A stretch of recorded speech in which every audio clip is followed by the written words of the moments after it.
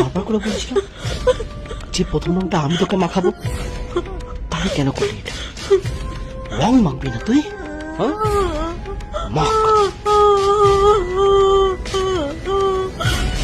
বেশি দে বাচ্চা শয়তান।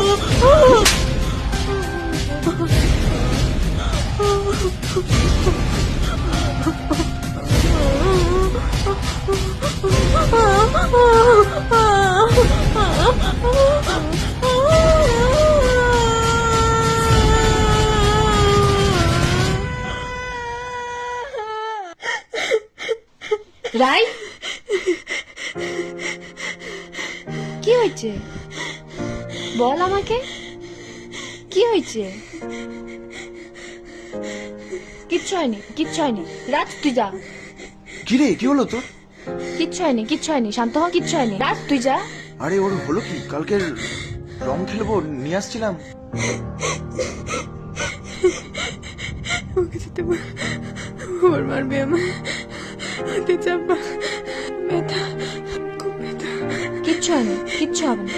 শান্ত হ, শান্ত হ, একটু শান্ত হ। কিচ্ছু হবে না। জল খাবি? জল খাবি? হ্যাঁ, কিচ্ছু হবে না। চলে যা না এখান থেকে। কিচ্ছু হবে না। জল খাবি? দেখ আমি এখানে। কিচ্ছু হবে না। একটু একটু শান্ত হ, একটু শান্ত হ, একটু শান্ত হ, একটু শান্ত হ, একটু শান্ত হ। কিছু ক্ষত থাকে যা কোনোদিন পুরোপুরি সারে না।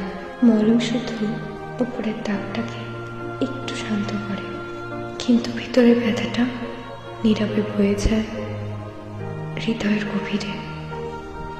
আমরা হাসি, কথা বলি, স্বাভাবিক থাকার অভিনয় করি, তবুও সে অদৃশ্য ক্ষতটা আমাদের প্রতিদিন মনে করিয়ে দেয় কিছু কষ্ট সময়ের সাথে মুছে যায় না। শুধু আমরা শিখে যাই তাকে বয়ে নিয়ে বাঁচতে। চাইলেই ভুলে যাওয়া যায় না সব গল্প। কিছু স্মৃতি হয়ে ওঠে স্থায়ী ব্যথার মতো, যা সারে না কখনো। শুধু নীরবতার ভেতর আরো গভীর হয়ে বসে থাকে।